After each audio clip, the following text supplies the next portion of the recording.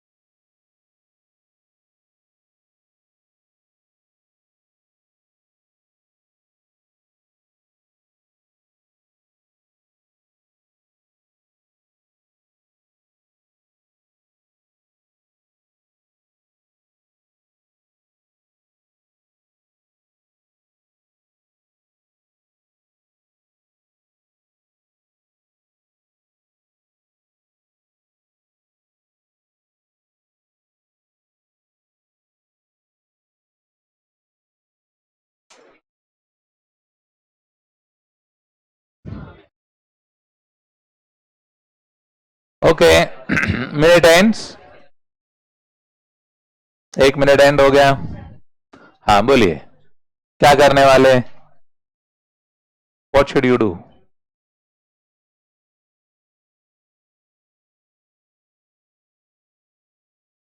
रुका है मैं आप लोग के लिए?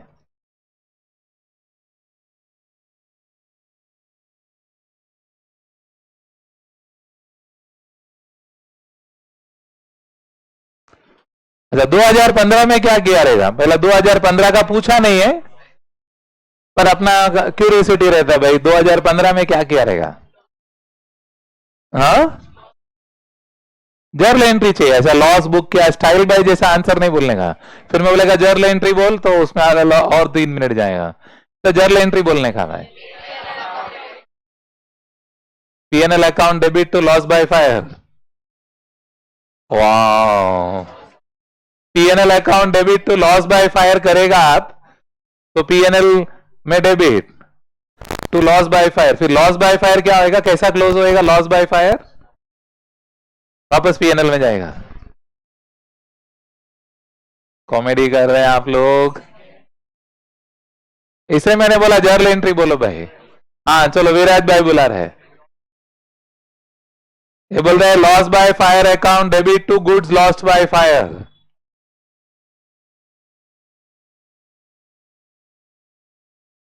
बाकी लोग का आवाज ही नहीं आ रहा है। हाँ उधर बुला रहे हैं, goods lost by fire to loss by fire. चलो मेरे ख्याल से एक 11th वाले को फोन करते हैं, ट्रिंग, हेलो हेल्पलाइन, कॉलिंग FIJC। हाँ चलो स्वराज भाई बुला रहे हैं उधर, loss by fire to purchases. हाँ इधर एक बुला रहे हैं, loss in transit to purchases, PNL to loss in transit. Okay. Anyway, let's conclude. Anyway, जो भी बोला आपने, the more accurate and maybe your answer is a little closer to that. The correct answer should be, that is what they are saying, for loss of goods. वही नाम वो लोग बोल रहे हैं, loss of goods account debit 2 lakhs to purchases. 2 purchases 2 lakhs. अब ये purchases बोलो या goods lost by goods lost in transit, जो भी, all that is okay, but the better word is what, purchases. It has to get reduced from my purchase. मैंने 2 लाख का माल purchase किया रहेगा, तो 2 लाख का माल परचेज किया तो क्रेडिटर क्रिएट हो गया, परचेज टू क्रेडिटर। अब वो गुड्स लॉस्ट हो गया, मेरे तक पहुंचा ही नहीं, तो मेरा परचेजेस तो मैंने डेबिट कर दिया 2 लाख से, माल आया ही नहीं, तो क्या करना पड़ेगा, परचेज में से माइनस या ट्रेडिंग में credit, what ever it is, and 2 lakh का नुकसान हो गया तो PNL में डेबिट होगा। आर बी कम्युनिकेटिंग, तो ये जाएगा PNL में और ये होगा, आप ट्रेडिंग अकाउंट क्रेडिट बोलो और यू से लेस फ्रॉम परचेजेस, कोई भी एक कर सकते हैं आप। The better is less from, that's a more matured way of doing it. More matured way of doing. Henceforth, we are supposed to be matured. अच्छा ही बोला ना, henceforth matured, तो फिर आपको दुख क्यों होता है? हाँ बोलिए, अभी क्लेम लॉन्च किया कि क्लेम लॉन्च नहीं किया? किया कि नहीं किया? तो जर्नल एंट्री किया कि नहीं किया? क्यों करना चाहिए?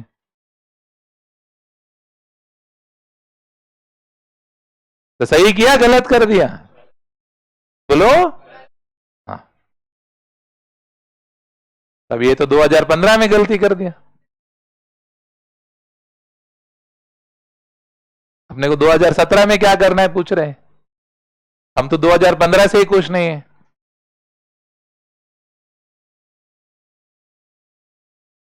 हमने से 2015 में गलती हो गया, only 1 4 5 1 1 more 1 more 2 more 2 more, हमने से नहीं सर, नो गलती इन 2015, 4 more 2 more 2 more 1 more 1 more। क्यों नहीं बोल रहे? अबे क्लेम लॉन्च किया तो एंट्री तो करना। हाँ उधर बुला रहे,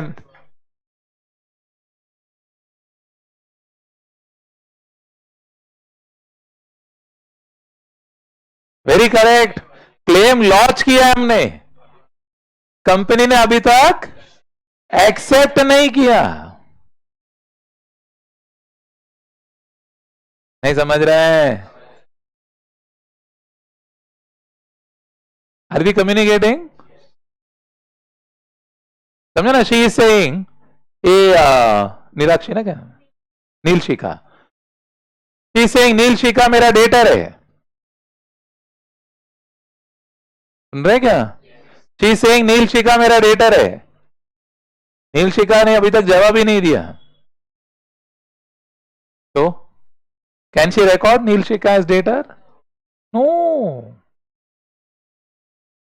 दैट इज व्हाई आप आर्टिकलशिप करोगे, there is something called as confirmation of debtors. क्या करेंगे आप? Confirmation of debtor, confirmation of bank balance, confirmation of creditors, confirmation of loan. खास करके डेटर का तो आप बोल रहे हैं मुझे 1 करोड़ लेना है, 1 करोड़ लेना है, सामने वाला बोलता मैं तेरे को जानता ही नहीं, तू कोण? बोलता आपण यांना पाहिलात का, ऐसा बोल रहे हैं, तो लफड़ा। तो कंफर्मेशन होना चाहिए। हमने क्लेम लॉन्च किया, रेलवे भाव ही नहीं दे रहा, बोल रहे रुक देखता है, प्रोसेस कर रहे हैं। तो इसलिए लॉन्च का क्लेम, लॉन्च का जर्नल एंट्री नहीं आएगा। This will get more clear in AS 29। कहां पर इसका क्लैरिटी आएगा? AS 29। AS 29 talks of what? Provisions, contingent liability, contingent assets.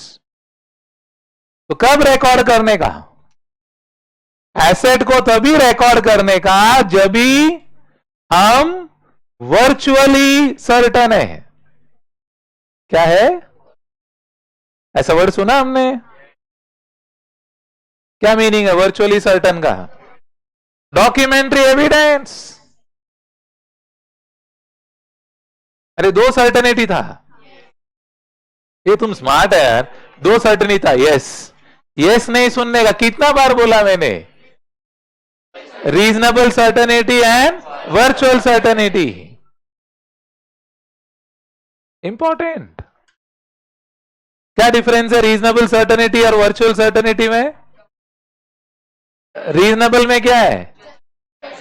Reasonable में it's okay if you are thinking yes reasonably certain I will receive the money, sufficient, no proof required. But इसमें हाँ, तो ऐसा इधर virtual certainty चाहिए। जो भी contingent asset है, जो भी कंटिंजेंट एसेट है उसको एसेट करके रिकॉर्ड करना है। जो भी कंटिंजेंट एसेट है एसेट करके रिकॉर्ड करना है, तो क्या करना पड़ेगा? वर्चुअल सर्टेनिटी चाहिए। ऐसा कौन बोल रहा है? AS 29। कौन बोल रहा है? तब तक रिकॉर्ड नहीं करने का। तो सही किया वो लोग ने, कोई गलती नहीं किया 2015 में, AS 29 फॉलो किया वो लोग ने। Hello, confusion? अब 2017 में आ जाओ, ये हो गया 2015 का बात। अब 2017 में आ जाओ, क्लेम पास हो गया, लिखा है no entry in the books, चलिए इधर लिखा है one claim lodged with railway in March 2015 for loss of goods has been passed for payment in March 17। पास हो गया पेमेंट के लिए 1.5 लाख रुपया, पास्ट फॉर पेमेंट। बोलिए, जर्नल एंट्री बोलिए।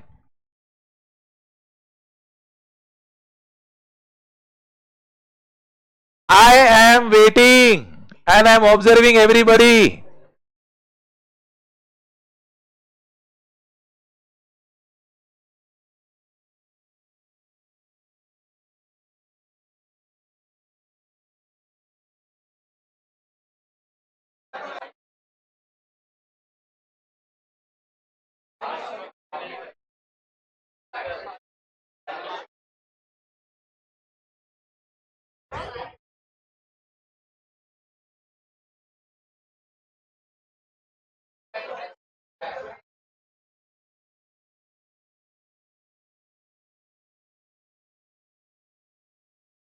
Okay, time out.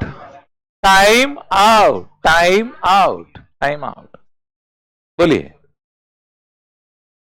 हाँ, she is calling. She is saying insurance claim account debit to P&L. How many agree with her? Insurance claim account debit to P&L. Insurance claim कहां जाएगा? बोलो, asset में, और P&L में profit हो गया। क्यों प्रॉफिट हो गया? पहला जापड़ मारा था। किसको जापड़ मारा था? तो दवाई किसको देगा? ऑब्वियस। पीएनएल को पनिश किया, रिवॉर्ड का टाइम आया, चॉकलेट देने का बात आया, उसको ही रिवॉर्ड करेंगे हम। पीएनएल में डाल रहे हैं मतलब it is treated as a revenue, that is why it is coming in AS9, that is why it is coming in AS9। नहीं तो आप बोले कुठं आलं का नाही, मिस्टेक झाला नाही, प्रिंटिंग मिस्टेक नहीं झाला। तो दो AS है, 9 भी है, 29 का दिमाग कभी लगाया? 2015 में, एसेट नहीं रिकॉर्ड करके, और वापस 2017 में डॉक्यूमेंट्री प्रूफ आ गया क्या? कैसा मालूम पड़ा डॉक्यूमेंट्री प्रूफ आ गया? Past for payment. तो अपने को मेल आ गया रहेगा, लेटर आ गया रहेगा, भाई तुम्हारा क्लेम पास हो गया, या चेक आ गया, मालूम नहीं, तो प्रूफ आ गया। AS29 रेवेन्यू ट्रीट हो गया क्योंकि हम पीएनएल में क्रेडिट कर रहे हैं। क्लैरिटी समझ में आ रहा है क्या? सबसे पहले तो बहुत लोगों को मालूम भी नहीं पड़ेगा ये 2 AS का क्वेश्चन है। ये कुठून आलं, चैप्टर से डिफिकल्टी है। हाँ, तो देर ध्यान से, this requires good amount of thinking and understanding. Are we clear on it? Understanding और नो? हाँ, अच्छा, बहुत लोग इसमें एक्स्ट्रा भी दिमाग लगाते हैं। भाई क्लेम है तो should it be treated as an extraordinary item, AS5। PNL में ऐसा है, in the ordinary course of business, extraordinary, exceptional. Exceptional अभी निकाल दिया प्रैक्टिकली, बट आपके बुक्स में है अभी भी। तो कौन सा हेडिंग में डालूं मैं? ऑर्डिनरी में डालूं, एक्स्ट्रा ऑर्डिनरी में डालूं? What is extra ordinary? Not in the ordinary course of business. What is exceptional? Frequency. They are exceptional because of their size and frequency. Size and frequency के कारण exceptional है। They are in ordinary course, but size is not normal, frequency is not normal. नहीं, बहुत लोगों को तकलीफ रहता है एक्सेप्शनल और एक्स्ट्राऑर्डिनरी में, अपने को कभी फर्क मालूम नहीं पड़ता है अपने लिए दोनों। हाँ, इसे मैं जो शब्द प्रयोग करता हूं उसको जरा दिमाग में रजिस्टर कर लो, बार बार लिख लो, तो ही ये याद रहेगा, नहीं तो ये कंफ्यूजिंग वर्ड्स हैं। For a beginner it's confusing, बाद में 2 साल के बाद तो आप तो ज्यादा एक्सपर्ट रहेगा। ऐसा मैं समझ के चलता हूं। रहेगा, नहीं रहेगा तो मार खाएगा। हाँ, सिंपल सा बात है। You got my point? तो क्या करना चाहिए? क्लेम आया भाई, 2 लाख का, 1.5 लाख का क्लेम आया, should it be treated as extraordinary और in the ordinary course of business? Extraordinary treat करना चाहिए। उधर आंसर देख के नहीं बोलने का है।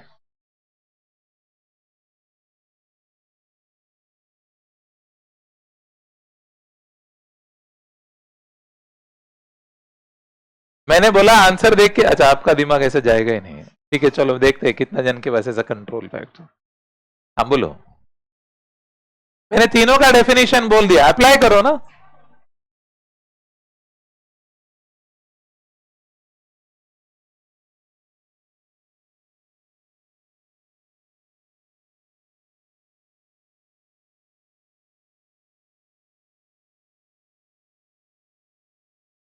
बिजनेस में ऐसा लॉस इन ट्रांजिट हो सकता है कि नहीं हो सकता है? हाँ, हो सकता है। क्यों नहीं हो सकता है? नहीं, आप घर से, एक मिनट, आप इतने साल से स्कूल जाते, कॉलेज जाते, घूमने जाते, कभी ऐसा गिरा ही नहीं नीचे, लगा ही नहीं कभी आपको? बहुत जन सोच रहा है कभी लागलं मला, कभी तो लगा रहेगा ना नीचे, गिरा, लगा, बैग घुमा दिया, बुक घुमा दिया, पेंसिल घुमा दिया, छतरी घुमा दिया। ये नॉर्मल है कि एबनॉर्मल है? हाँ, नॉर्मल, नॉर्मल, नॉर्मल ना? What's not? नहीं नहीं, why are we talking about it? It's in the normal course of, you do it daily, then it is a problem. Then the question मैं रोज घर पे पूछा, आज क्या घुमाया बुक, अभी आज क्या घुमाया calculator, then it is a problem. हाँ, once in a while it's okay. Once in a, नहीं नहीं, एक minute, once in a while it's okay. Maybe it's happening. Even your father says or mother says, yeah, don't worry, we also lose things sometime, it's okay. अच्छा, they don't learn like that. I'm sorry for you. But that's a normal discussion that happens. Fine, it's okay. Next time better luck. Come on. So the perspective is, नहीं, यहां पर बहुत लोग के दिमाग में आ रहा है कि अभी लॉस इन ट्रांजिट हो गया, मुझे क्लेम मिला, तो मेरा नॉर्मल कोर्स ऑफ बिजनेस में नहीं. आप गलत समझ रहे हैं. मैं बिजनेस करते वक्त ये सब चीज हो सकता है कि नहीं हो सकता है? हो सकता है. ये मुझे समझ के चलना है. ये मुझे okay, no problem. Getting my point? Can it become an exceptional? Yes, maybe because of its size and frequency. भाई बहुत रेयरली होता है, बहुत बड़े अमाउंट का हो गया. इसलिए मैंने आपको बोला एक्सेप्शन अलग है, एक्स्ट्राऑर्डिनरी अलग है, ऑर्डिनरी अलग है. हम एक बार रीड करेंगे, हम एक बार रीड करते, बुक पढ़ते, स्टैंडर्ड पढ़ते, जो भी नोट्स पढ़ते, 3 बार आज पढ़ा, कल भूल गया, it's normal. You feel it's lost, but you read it 2 times, it will get more printed. Maybe after 1 week it's better rather than doing nothing. Hello, तो बहुत जन का कंक्लूजन रहता है, कल पढ़ा आज याद नहीं, वैसे भी पढ़ने का जरूरत नहीं है. It's better, no, I don't study only. अरे डिजास्टर. उससे तो ये सोचा ना, मैं पढ़ा याद नहीं पढ़ता तो कितना तकलीफ हो जाता है ना. नहीं समझ रहे हैं? It's important to have the right conclusions. नहीं तो आप प्रॉब्लम में आ जाएगा. इसलिए लोगों को ये डिफरेंस नहीं समझ में आता है कि फायर हो गया तो उसको लगता है बहुत एक्स्ट्राऑर्डिनरी नहीं, it's normal, it's that's what happens. Are we communicating? Everybody does have that ups and downs. It's normal. So you learn to deal with that. अच्छा, what will come in extraordinary then? Extraordinary में क्या आएगा? Government grant आ गया, reversal of government grant हो गया, वो क्या हो गया? एक्स्ट्राऑर्डिनरी. क्योंकि गवर्नमेंट ग्रांट हर एक को नहीं मिलता, उसका रिवर्सल भी हर एक से नहीं करवाते, वो एकदम एक्स्ट्राऑर्डिनरी हो गया. Are we communicating? फर्क समझ के चलो आप. तो now let's read it carefully. Come on, check करते हैं क्या लिखा है. AS9 states where the ability to assess the ultimate collection with reasonable certainty is lacking at the time raising any claim, the revenue recognition is postponed. When the recognition of revenue is postponed, it is considered as revenue of the period in which it is properly recognized. In this case, it may be assumed that the collectability of claim was not certain in the earlier periods. This is supposed from the fact only 1,50,000 was collected against a claim of. So this transaction cannot be taken as. What is the meaning of prior period item? Prior period item means errors in the past years.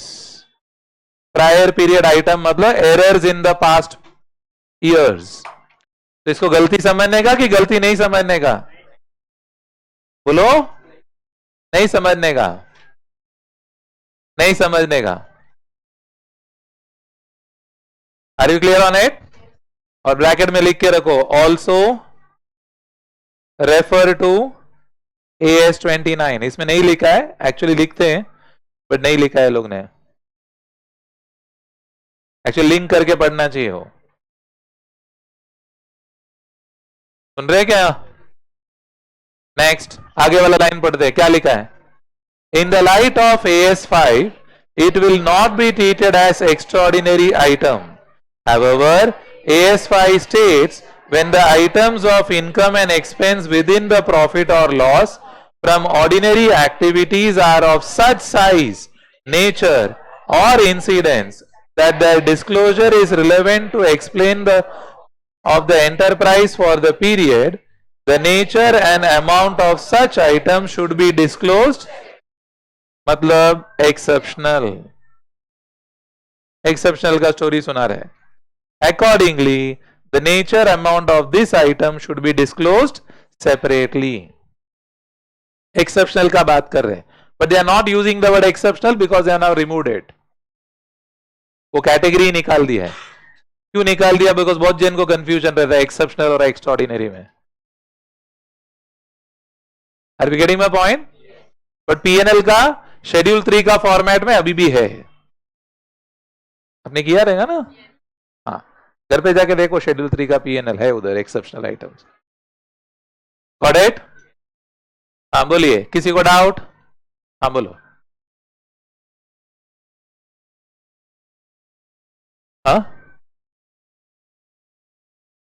Loss by theft हो, loss by fire हो, ये सब इन the ordinary course of business है। Abnormal अलग है और extraordinary अलग है। समझ में आ रहा है? Don't mix with abnormal. Abnormal things are not extraordinary. Are you getting my point? Like for example, क्या बोलते हैं, लाइक क्या बोलते हैं, somebody travels in a train, they lose something, या किसने पिक पॉकेट कर दिया। हाँ, there are n number of incidences of pickpocket in the train. So where is it extraordinary? It need not be extra. That's what I'm saying. Frequency और size के कारण जो difference आता है वो एक्स्ट्राऑर्डिनरी नहीं है, वो एक्सेप्शनल है। वही इसलिए तो मैंने बोला ना कि एक्सेप्शनल का डेफिनेशन क्या है? जो चीजों का फ्रीक्वेंसी एंड साइज अलग है वो एक्सेप्शनल कैटेगरी में जाएगा। एक्स्ट्राऑर्डिनरी मतलब मेरा बिजनेस का पार्ट ही नहीं है। That's not the normal routine business. So not normal routine business will fall under the heading of extraordinary. That's why I gave you that example. Extraordinary में grant is the best example. Government grant is the best example which can have. Are you getting my point? Nobody starts business saying कि government will give me grant and I will prosper. Got my point? हाँ बोलिए।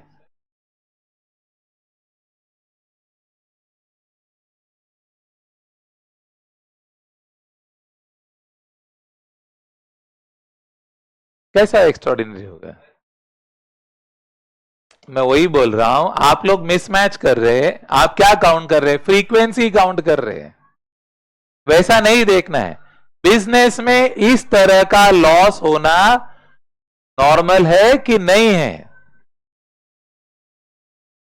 हम school में गया, हमने water bottle घुमा दिया या बैग घुमा दिया, या अपना दोस्त ने अपना बुक लेके चला गया या अपना टिफिन बॉक्स लेके चला गया, इस तरह का चीजें हो सकता है कि नहीं हो सकता है? हो सकता है। और आप 12 साल स्कूल में थे, आपके साथ 2 ही बार हुआ, तो इट इज नॉट एक्स्ट्राऑर्डिनरी। फर्क समझो। मैं जाऊंगा बारिश में, थोड़ा बहुत भीगूंगा, that's normal. Doesn't make it extraordinary. काम करूंगा तो तकलीफ होगा, it's normal.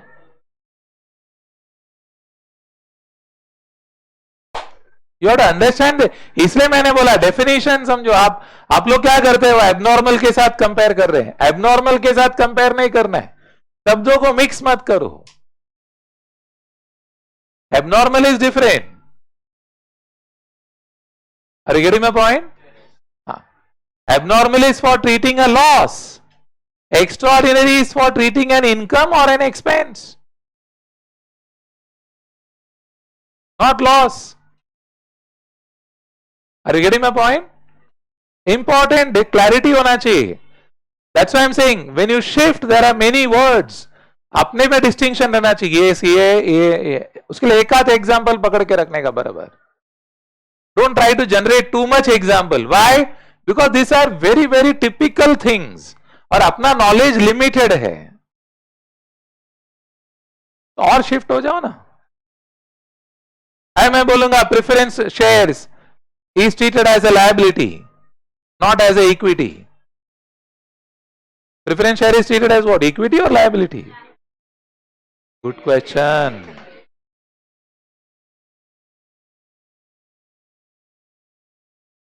Wow. Preference share capital. हाँ बोलो.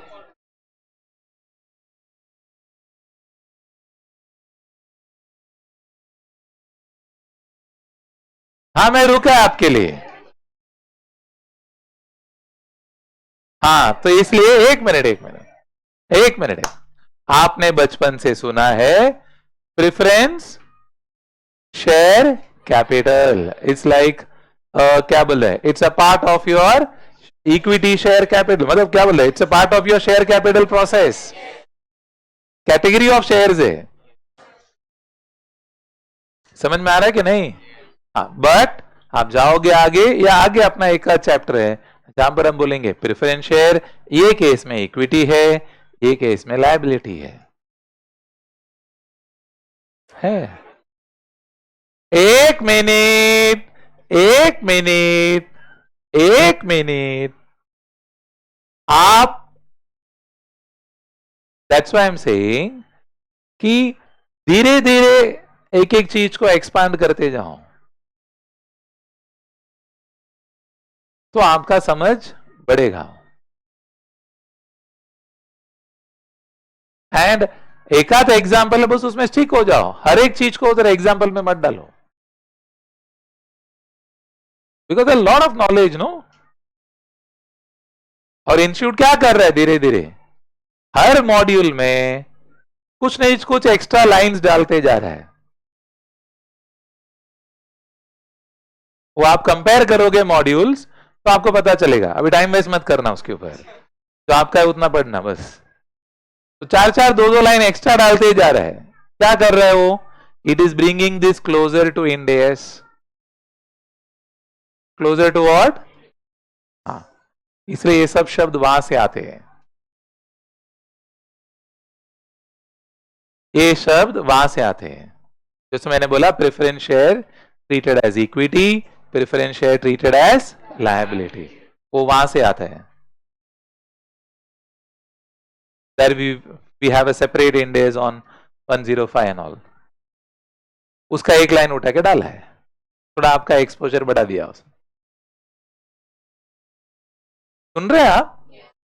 तो मेरा कहने का मतलब ये है कि अभी हमने 3 शब्द डिफाइन किया है, उसने में रहो. Ordinary, extraordinary, exceptional. Exceptional is based on frequency and size. बस मेरा पहला चॉइस क्या रहेगा? ऑर्डिनरी. उसमें एक्सेप्शनल एंड साइज जो डिफरेंट रहेगा उसको क्या डालूंगा? एक्सेप्शनल. सुन रहे क्या? मेरा पार्ट ऑफ द बिजनेस में है ही नहीं, मेरा एजेंडा में था ही नहीं, ऐसे ही एक ट्राई किया हमने, एक्सटर्नल फोर्स हो गया. That's extraordinary. Are we getting? समझ में आ रहा है क्या? तो धीरे धीरे करते जाइए, मिक्स मत करो. आगे बढ़े. चलो दैट्स डन. फाइन. अभी अपना मेरे ख्याल से एमसीक्यू बाकी है. एमसीक्यूज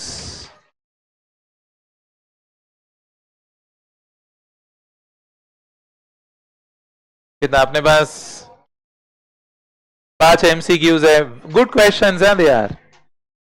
5 एमसीक्यूज है, 3 मिनट का टाइम है. या चलो पहला 2 मिनट रखते हैं. 2 minutes starts now.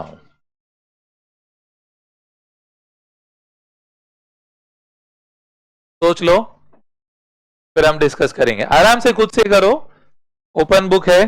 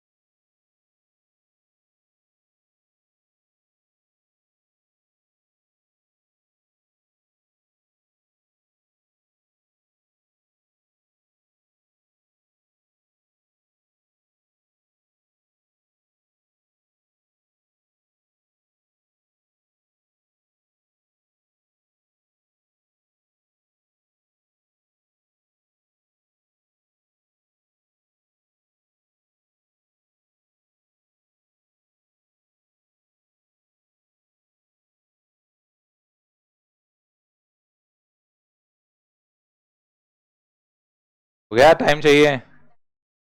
चाहिए. चलो 2 more minutes.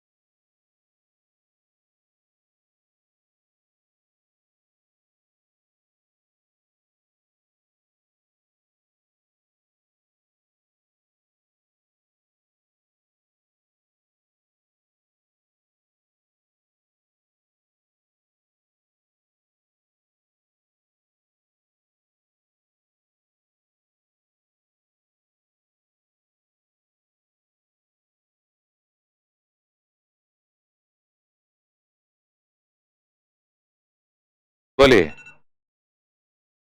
डन.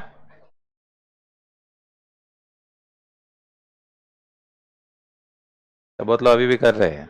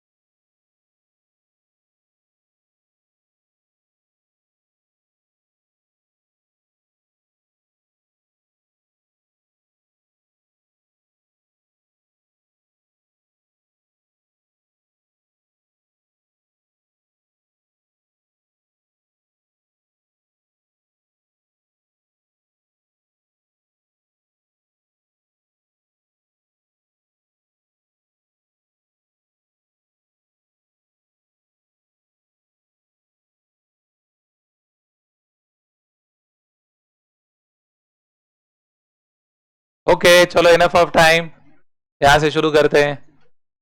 हाँ चलो यहां से स्टार्ट करते हैं कॉर्नर। हाँ हाँ सुनिए please, she is telling the first one, which of the condition mentioned below must be met to recognize revenue from the sale of goods।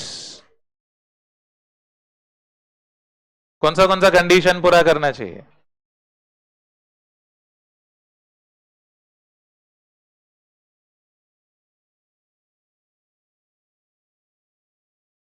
What is the meaning? Does not retain any continuing influence or control over the goods? Ownership is transferred। इसका meaning हो गया ownership is transferred, ये तो करना ही चाहिए। और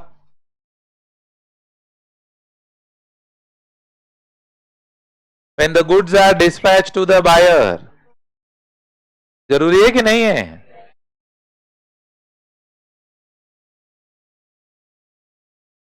हाँ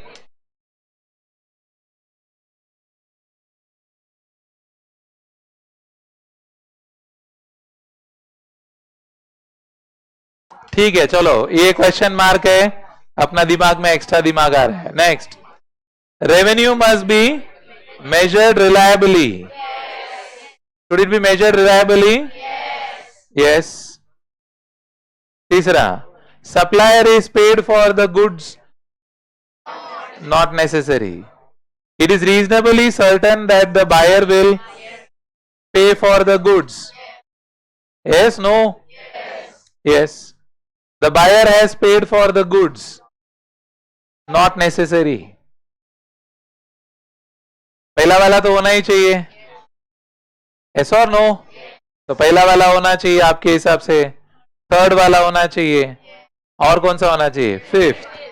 1, 3rd and 5th बोलो। और एक मिनट, अब ये बी वाला क्या? When the goods are dispatch to the buyer.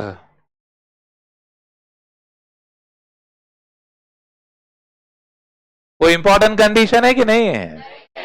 नहीं है। वो कभी नहीं, एक मिनट, इंपॉर्टेंट है कि नहीं है? है, बट इफ द मतलब डिस्पैच तो हमको करना ही है, कभी नहीं करने का अलाउड है, बायर का रिक्वेस्ट पे नहीं करने का अलाउड है, हमेशा नहीं करने का ऐसा नहीं है। आप गलत समझ रहे हैं। माल बेचा तो डिस्पैच करना तुम्हारा ड्यूटी है, कभी एक्सेप्शन है, बायर बोलता है तू मत कर। फर्क समझो, you have to understand the difference in it. नहीं तो आप ऐसा समझ के डिलीवरी नहीं करेगा तो चलेगा, अरे डिलीवरी नहीं करेगा तो चलेगा ऐसा कोई कानून नहीं है। माल बिक गया तो डिलीवरी तो करना ही है, कभी नहीं करेगा तो चलेगा। What is the word used? तो प्रोविजन में क्या लिखा है? Postponement of delivery at the request of the buyer.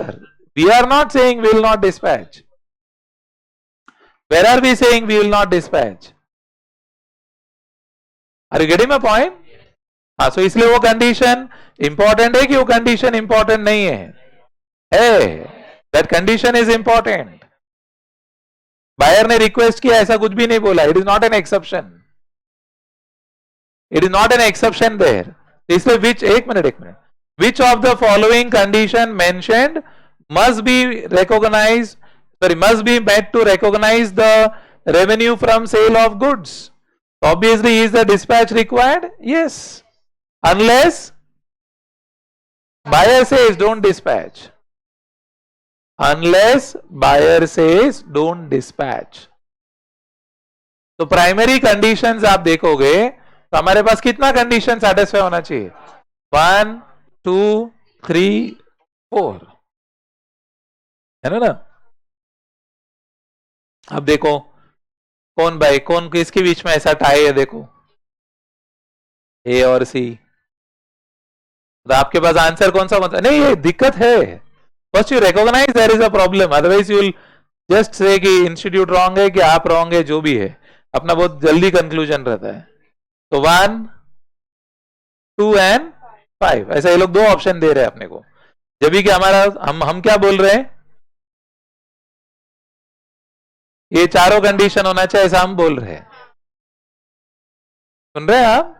हाँ, तो now we know there is a tie between whom. हाँ, तो फर्स्ट कम थिंकिंग का प्रोसीजर सेट करो आप। तो अभी क्या करना पड़ेगा, ए एंड सी में you need to pick the best. अरे एमसीक्यू में टाइम ही उसके लिए लगता है, नहीं तो कैसा हो गॉड प्लीज टेल मी में कितना टाइम लगता है। हाँ, तो अभी जरा सोचो कि 1 2 5 बेटर है कि 1 3 5 बेटर है, ऐसा सोचो। 1 2 5 में क्या आ जाएगा, transfer of ownership, goods dispatched and reasonable certainty that the money will be that the reasonable certainty that the buyer will pay for the money। अच्छा, ये लोग भी क्या कर रहे हैं, 5 को रखा है 1 को रखा है, तो कंट्रोवर्सी किसके बीच में, 2 and 3। when the goods are dispatched to the buyer, revenue can be measured reliably। you have to think on that। I'm giving you a minute's time, think over कि दोनों में से best, it's a call you have to take। think of this कि what is the best option which I should take। ऐसा सोच के तो doubt आएगा, नहीं तो डाउट ही नहीं आएगा।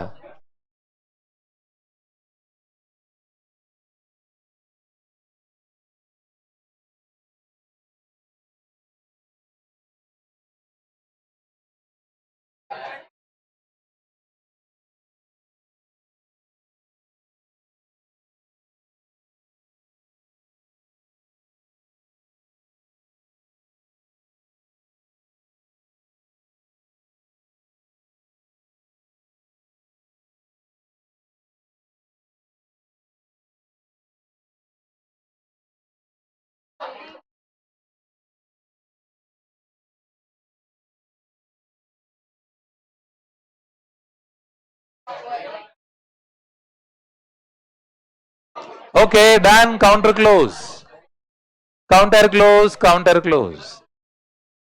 हाँ, what is more important condition, वो जरा ध्यान से देख लीजिए। what is more important, second is more important or third is more important? क्यों थर्ड मोर इंपॉर्टेंट बोल रहे हैं आप, क्यों थर्ड मोर इंपॉर्टेंट बोल रहे हैं?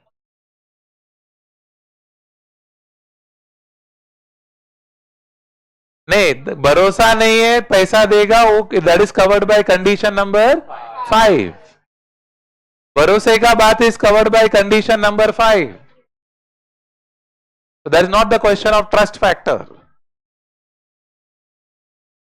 That is already covered by question number 5, that is condition number 5। हाँ, थर्ड कंडीशन फुलफिल हुए बिना सेकेंड नहीं हो सकती है। ओके, मोर बेटर थिंकिंग, अगर आप बोल रहे हो फिफ्थ कंडीशन पूरा हो रहा है, third is already taken care of, why fifth will take care of the third? when you are sure that the buyer will pay, means what is already decided, the amount, buyer is saying मैं 10,000 दे दूंगा, मतलब क्या, amount is decided। buyer clear है, अब क्या लिखा है, it is reasonably certain that the buyer will pay for the goods। if you are certain that the buyer will pay for the goods, when will you be certain? when the amount is clear to him। Otherwise बोलेगा क्या भरने का, वो तो बोलो, मैं आपको fees का अमाउंट ही नहीं बोलूंगा, आप सर फीस का अमाउंट तो बोलो, तो बोलेगा ना देगा कि नहीं। नहीं समझ रहे हैं, मैं बोल रहा फीस लाओ, आप बोलेगा अमाउंट ही मालूम नहीं मेरे को, अब अमाउंट बोलो तो देगा। सुन रहे क्या, तो मैं अमाउंट बोल रहा हूं 50,000, तो बोले ठीक है सर कल लेके आता हूं। आप बोले कल लेके आता हूं, तो what are you sure of? The amount. Are you clear? So the correct combination should be what? What should be the correct combination? 1, 2 and 5. That is your option number A. Are you clear on it? Professor proper? आगे बढ़े. Proceed. Next. अगला question. Consignment inventory is an arrangement. एक minute. Is an arrangement where by the inventory is held by one party but owned by another. Which of the following indicates that the inventory in question is a consignment inventory?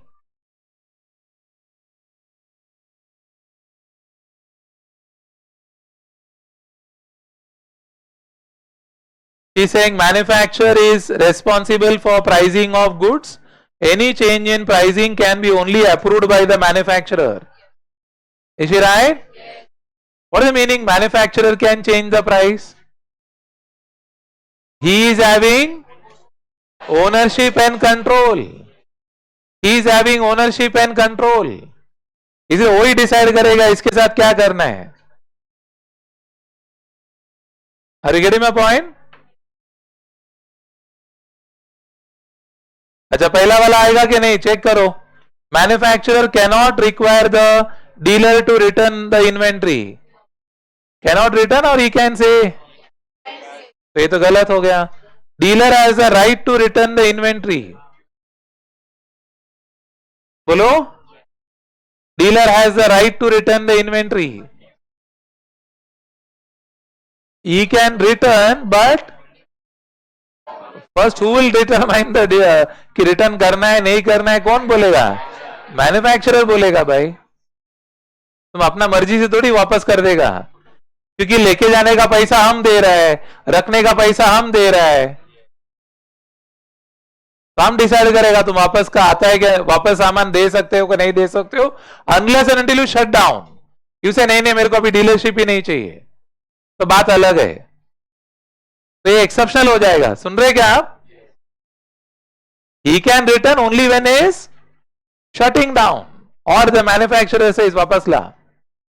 So this is his right but not a general right. Only when he's shutting down or क्या बोल रहे हैं cancelling the contract. इसे वो नहीं आएगा.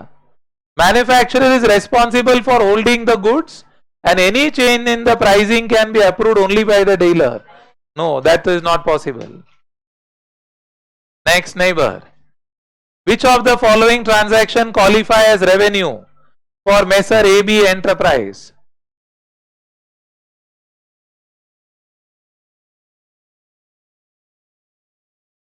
बराबर है. पहला वाला आएगा क्या? वो तो कंसाइनमेंट हो गया. एंड दूसरा ओल्ड मशीन बेचा, that is what? Not revenue receipt, it is a capital receipt. वो रेवेन्यू रिसीट नहीं है, कैपिटल रिसीट है. कैपिटल रिसीट है वो. Next. Sale of ₹25 lakhs made under consignment sales, वो तो नहीं आएगा. Next neighbour. हाँ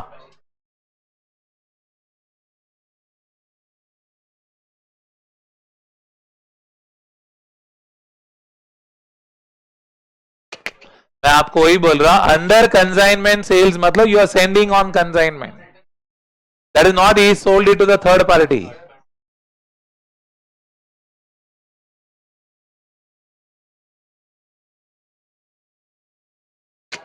नहीं एक minute.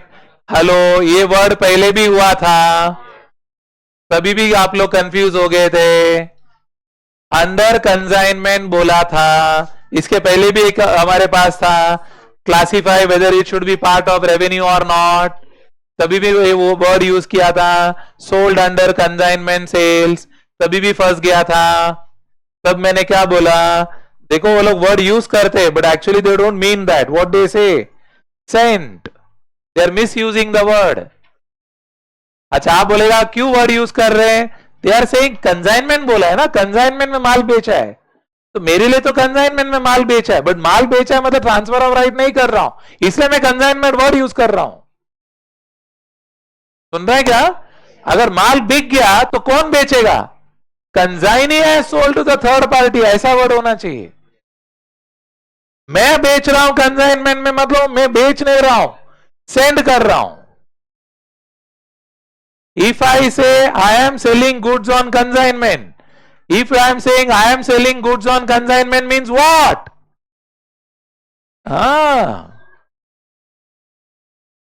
You have to understand. मेरा ये कंसाइनमेंट का माल एक्चुअली कौन बेचेगा? कंसाइनी बेचेगा थर्ड पार्टी को। Hello, getting? यही तो जरा लैंग्वेज का प्रॉब्लम है। अब लैंग्वेज का प्रॉब्लम है करके मिस्टेक करके आएगा, मार्क्स नहीं मिलेगा भाई, 0 ही मिलेगा। बिकॉज वो बोलेगा I am mister A, I am selling my goods on consignment to B, और a meaning I am consignor, he is consignee, मतलब एक्चुअली मैं क्या कर रहा हूं? सेंड कर रहा हूं। ये क्यों आएगा? Because of which word? क्या वर्ड यूज कर रहा हूं? I am selling under consignment sales, मतलब I am consignor, he is consignee, ऐसा मीनिंग हो गया। So there is no relationship of buyer and seller. It's a relationship of what? Principal and agent. वो relationship हो जाएगा। हाँ बोलो। The words will be, the consignee has sold it to the third party or outsider. My agent has sold goods to the third party outsider, ऐसा word रहेगा। Got my point? Hello? और ऐसा आता है, ऐसा आएगा, एडजस्टमेंट में आना है तो ऐसा आएगा, we have received an account sales, we have received an from consignee. वो बोलेगा मैंने इतना माल बेचा है, इतना खर्चा किया है, तो वो सब सेल है। Got my point? Clear? Next, नहीं बा हो गया। नेक्स्ट, अकाउंटिंग क्लब है 100 member, annual membership 5000, current year में all have paid the fees, 5 members have paid 10,000 each. Of these 3 members have paid current year fees, also the previous year dues. 2 members have paid the next year fees of 5,000 in advance. Revenue from membership for the current year to be recognized will be option C. Q.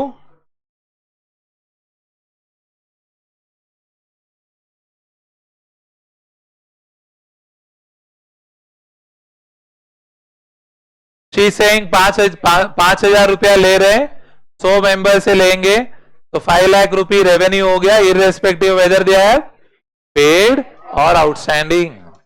ये कहां सीखा था हमने? NPO. NPO NPO में आता था ना subscription, credit side पे कैसा डिसाइड करता था, याद है कि नहीं? ये सब सेंटेंस पढ़ने का जरूरत है क्या? Of previous year, next year, क्या फर्क पड़ता है? अपना इतना रेवेन्यू है। तो next question 5, FlixNet International offers subscription fee model to allow paid subscribers annual viewing of movies, sports event, other content. It allows the user to register for free, have access to limited content for 1 month. However, the right to cancel the subscription within 1 month's time, but is required to pay for 1 year subscription fees after the free period. XY has subscribed for free viewing on 1st March 11, 20X1. After 1 month, he has agreed to pay the annual membership of 1200 rupiah as on 31st March for the subscription that is valid up to 31st March X2. The revenue to be recognized by FlixNet for the year ended 31st March 20X2 will be dash 1200। ये बोलते पूरा 1200 आएगा, क्यों 1200 divide by 13 महीना आ सकता है क्या? क्यों? एक महीना फ्री है, एक महीना फ्री है, तो 1200 में भरा तो 1 अप्रैल से देखने को मिलेगा। मैं 1200 नहीं भरा तो 1 अप्रैल से देखने को, मतलब मार्च में देखा कि नहीं देखा उसका कोई कनेक्शन। हाँ, इसे पूरा 1200 will be the revenue for 20x1 x2। Got it? हाँ बोलिए, किसको डाउट, कंफ्यूजन? हाँ बोलिए। हाँ,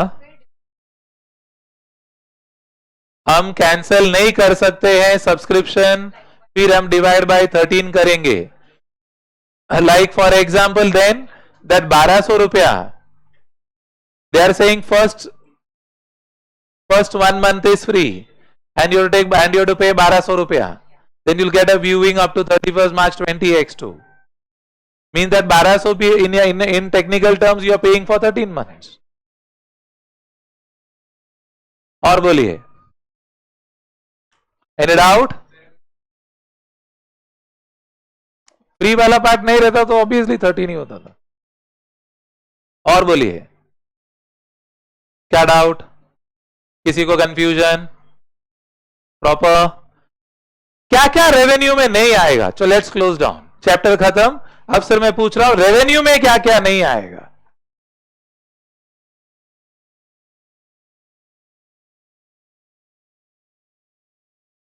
आई am asking,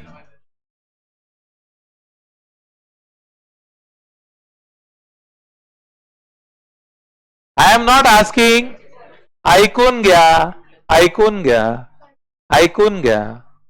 I am not saying to whom AS9 is not applicable. मैंने क्या पूछा?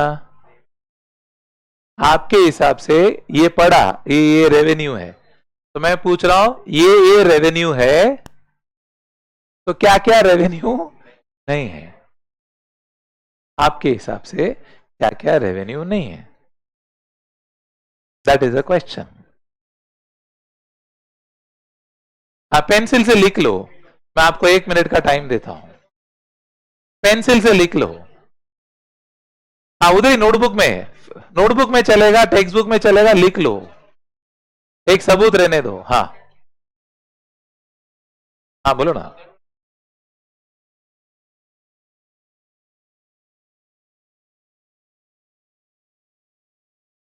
प्रोविजन में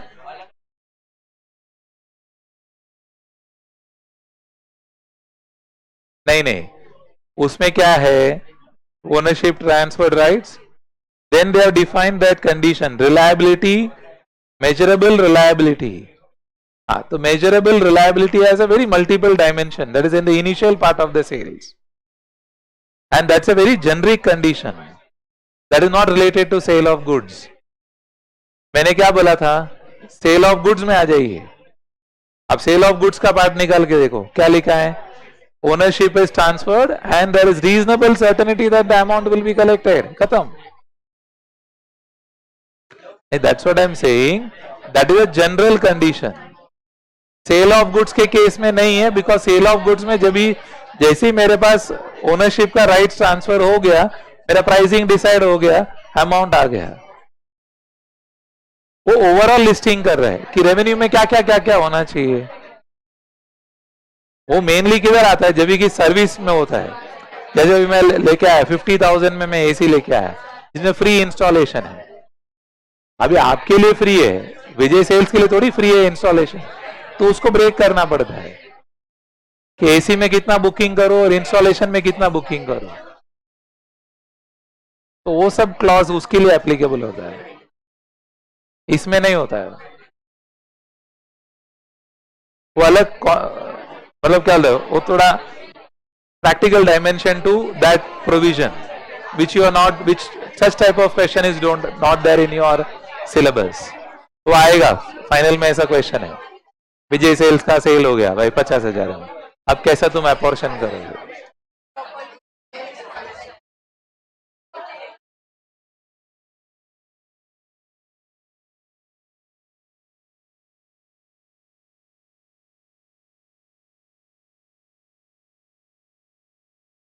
Done, finished? हो गया लिख के? I'll ask her to read. सबके पास कुछ नहीं तो कुछ लिखा हुआ रहना चाहिए. Don't say मैं लिखा ही नहीं. And partner का बुक मत देखना. I want at least something written. कुछ नहीं तो कुछ. I want to write, you to write it in the notebook.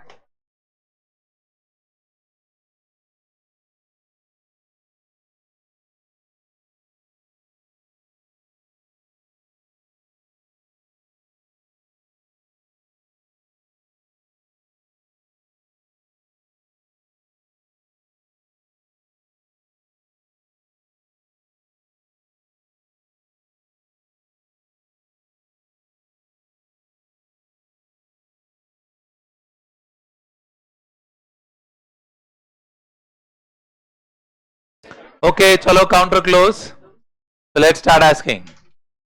चलो यहां से पूछते हैं. हाँ एक ही बोलना है. हाँ cell of scrap.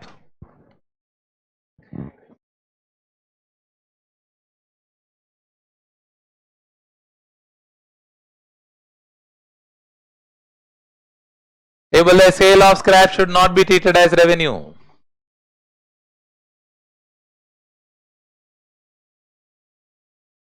Cell of scrap को क्या करने को बोला है? How do you treat sale of scrap?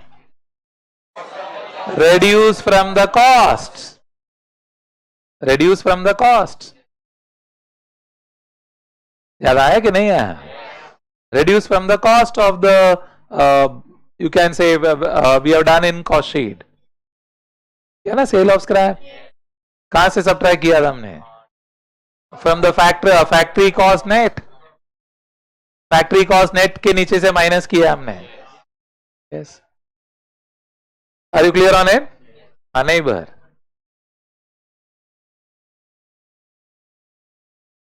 Cell of old machine. ये बोल रहे मशीनरी बेचा मतलब non current assets. Sale of non current assets. Non current asset बेचा हमने, उसमें जो भी प्रॉफिट हुआ that's not a revenue profit. हाँ next. Government grant. Government grant is not income. He is saying government grant is not income. That is not right. Government grant है, income बन सकता है. That for that you would refer to AS12. हाँ वो wrong answer है. Government grant है ही नहीं इसमें. उसका treatment उसमें आएगा.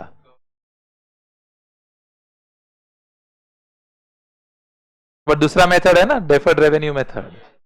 तो ये जनरल नहीं बोल सकते हम, इसलिए वो गलत टर्म है उनका. कि हमको गवर्नमेंट ग्रांट मिला अपना खर्चा करने के लिए, तो हम उसमें भी दो मेथड अप्लाई करते हैं. तो इसलिए government grant is not the right answer. तो आगे वहां पर हाँ वो बोला जो भी है खत्म हो गया स्टॉक. हाँ अच्छा, किसके पास एक्स्ट्रा कुछ पॉइंट्स है? Any other extra points? हाँ एग्जाम्पल चाहिए. Anyway fine. What else will not come? अच्छा इनके पास एक एक्स्ट्रा पॉइंट है. टैक्स. टैक्स समझा नहीं? वो तो रिफंड है ना. I paid 100, government is refunding 20. There is no income. हाँ बोलिए. Sale on sale and repurchase. Sale and repurchase तो रेवेन्यू है ही नहीं, वो तो लोन ट्रीट करना है ना. अच्छा उसको आप इंक्लूड कर रहे हैं यहां पर. ओके वो तो AS9 ने बोल दिए. हाँ और हाँ trade discount. Trade discount is not part of revenue. Okay और या यूल. हाँ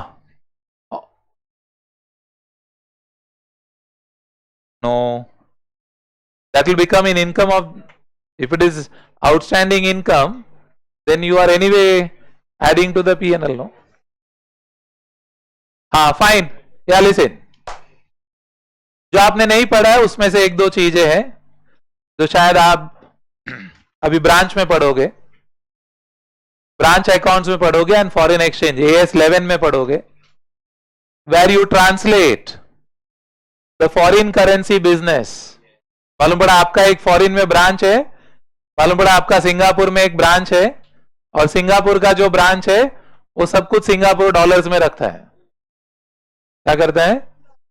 सिंगापुर डॉलर्स में रखता है, आपका सब्सिडरी है, आपका फुल्ली ओन सब्सिडरी है, तो सिंगापुर डॉलर्स में रखता है वो। लेकिन 31 मार्च को क्या करना पड़ता है?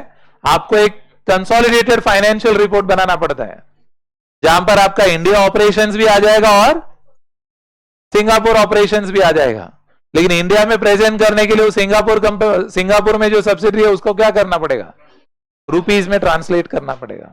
तो उसका फाइनेंशियल स्टेटमेंट को मैं रुपीज में ट्रांसलेट करूंगा, there can be some profit और loss on the foreign exchange translations, that is also not a revenue. आप सुन रहे हैं क्या? ये आपके सिलेबस का पार्ट में बात कर रहा हूं, जितना आपका सिलेबस है उतना ही मैं बात कर रहा हूं। Are you listening? या आपको आएगा आगे? So I repeat, what is the example which is connected to you? Any foreign operations of the company, the financial statements are translated to the Indian currency. That financial statement, when you translate financial statement of a foreign operation translated to Indian currency, then there is a profit or loss on translation. That profit or loss is not a revenue. That profit or loss is not a revenue. Are you clear on it? ये आपको आगे काम आएगा, जब भी आप branch पढ़ोगे तो ये काम आ जाएगा आपको।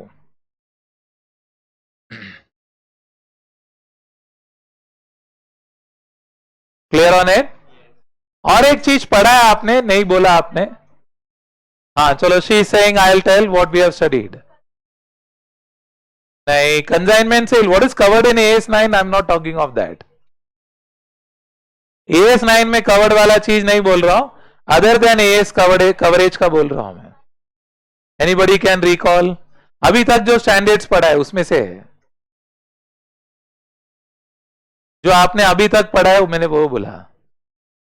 Yes, revaluation surplus, the unrealised gains, unrealised gains, जो भी गेन्स रियलाइज नहीं हुआ, that you are not treating it as revenue. हम क्या कर रहे हैं? सीधा रिवैल्यूएशन सरप्लस में डाल रहे हैं। Are you listening? So that is something which you have done already. Proper? हाँ बोलिए। Specific donations. Yes, it can be specific donations. और बोलिए। Done? Finished? चलो fine. That's a basic understanding. Clear on it? कुछ doubt किसी को? Done? हाँ। When we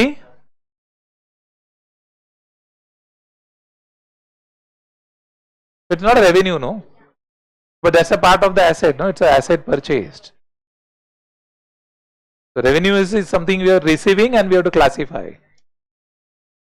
हम रिसीव कर रहे हैं तो हम सोच रहे हैं ये मेरा रेवेन्यू है कि ये मेरा रेवेन्यू नहीं है। That is the meaning. जब भी हम दे रहे हैं तो रेवेन्यू तो है ही नहीं।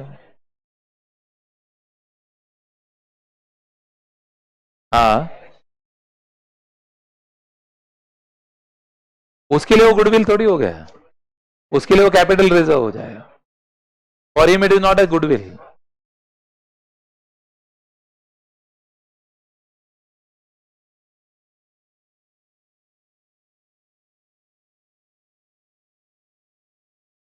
नहीं, वो सेल ऑफ बिजनेस हो गया ना, नॉन करंट एसेट का सेल हो गया ना। नॉन करंट एसेट्स का सेल आ जाएगा तो उसको क्लासीफाई करना है, ये नॉन करंट है, ये करंट है, वैसा करना पड़ेगा।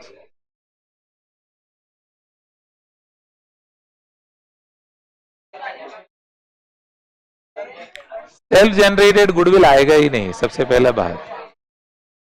Self generated goodwill will never appear in the books.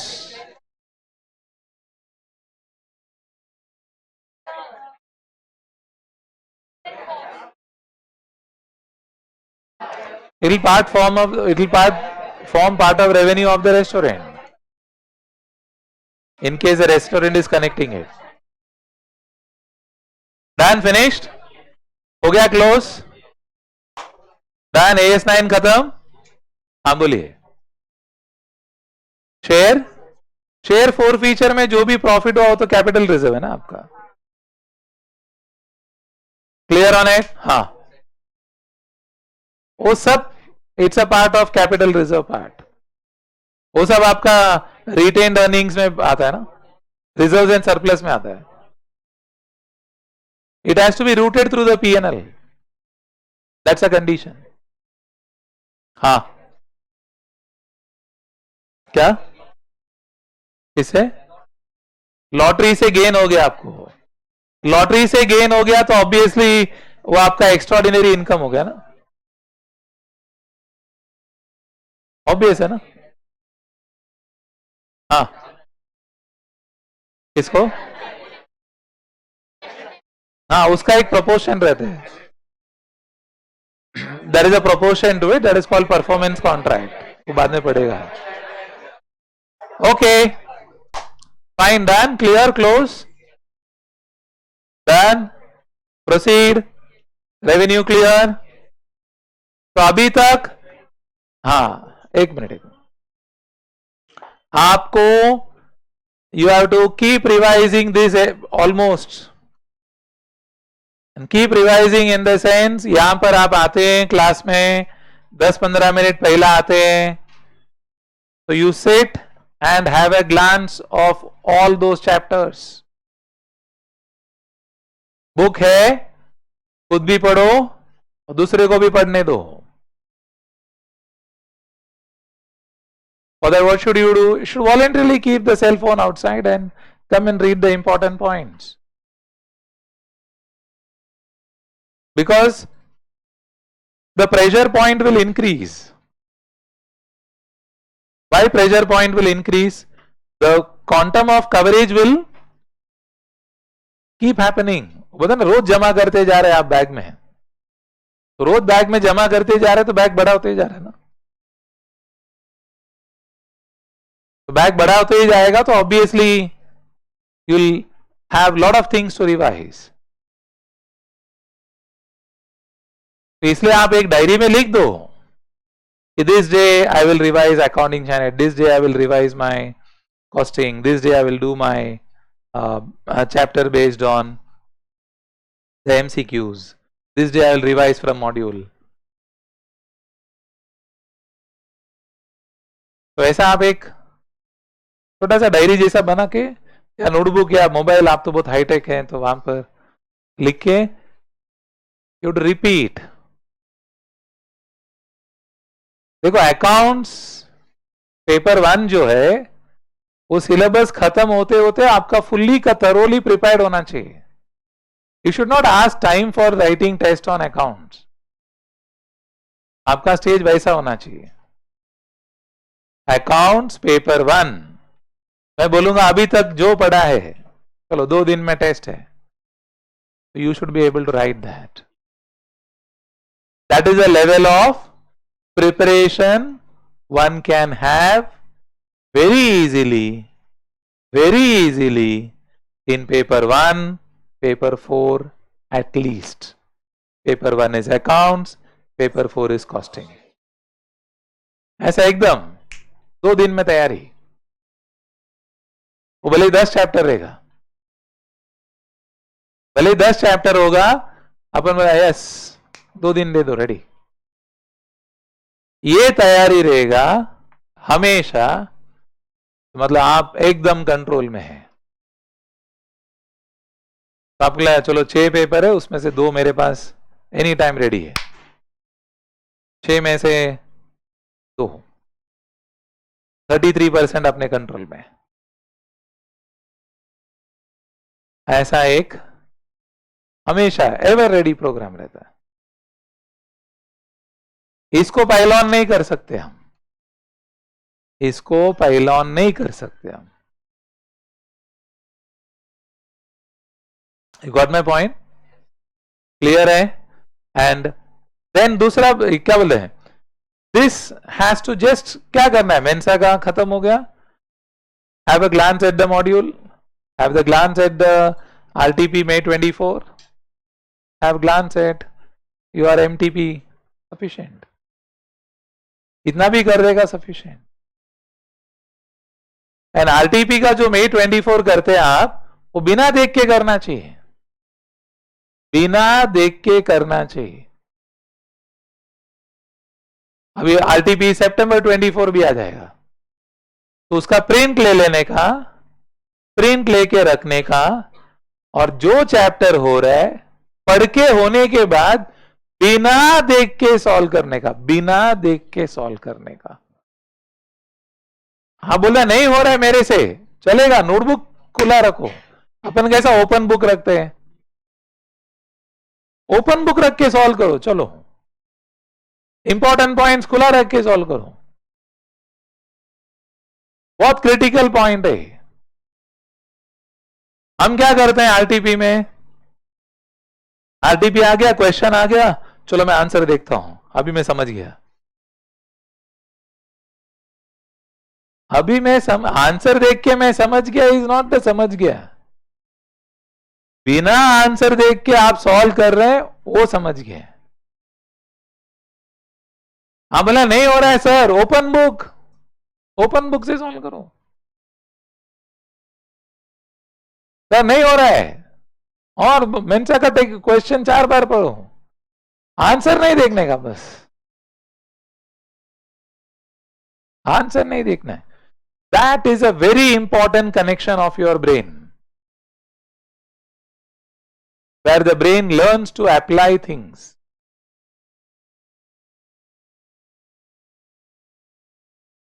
सुन रहे हैं आप, वो क्रिटिकल फैक्टर है.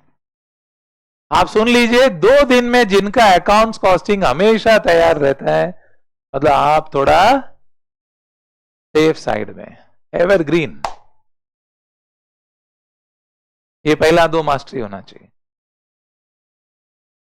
फिर may be will start FM, उसका मास्टरी होना चाहिए. फिर may be will start direct tax. एक लाइन क्यों हम कर रहे हैं, because there's a way it has to be executed. वो एक पर्टिकुलर ऑर्डर रहता है, वो ऑर्डर में एग्जीक्यूट करो, कनेक्शन इजी रहता है. कनेक्शन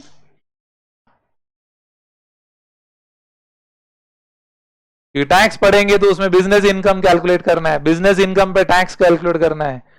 अपने को बेसिक बिजनेस इनकम ही नहीं समझ में आ रहा है, तो कैसा करेंगे. इसलिए please keep this 24/7 ready.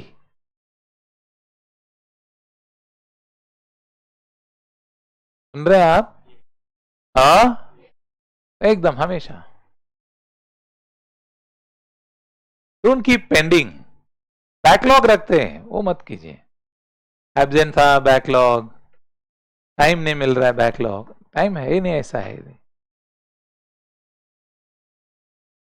Okay proper. कौन सा हो गया अपना? 2 हो गया, 9 हो गया, 10 हो गया, बहुत लोग का 12 हो गया, 13 हो गया, 13 तो हुआ ना, 13 हो गया, 14 हो गया. अमालगमेशन चालू है, मतलब वो तो हो रहा है ना, एक ही सम बाकी है. वो साथ में हो जाएगा भाई. अमालगमेशन चैप्टर बड़ा हाथी निकाल दिया उधर, वो तो फिर लल्लू है. हाँ हाँ हाँ हाँ, तो देखो गिनते गिनते 7 हो गया. सुन रहे? फाइनल अकाउंट्स तो खत्म हो गया, वो तो एएस का पार्ट नहीं, खत्म हो गया. बाय बैक हो गया, इंटरनल रिकंस्ट्रक्शन हो गया, 10 हो गया. Are you clear? हाँ नहीं नहीं, अभी बहुत जन को अभी रियलाइज हुआ, अच्छा 10 हो गया.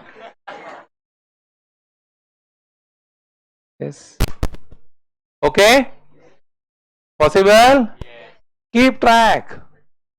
देखो एक बात बोल रहा हूं, यू आर ऑल वेरी, क्या बोल रहे हैं, ऐसा आप बहुत ऑनेस्ट है,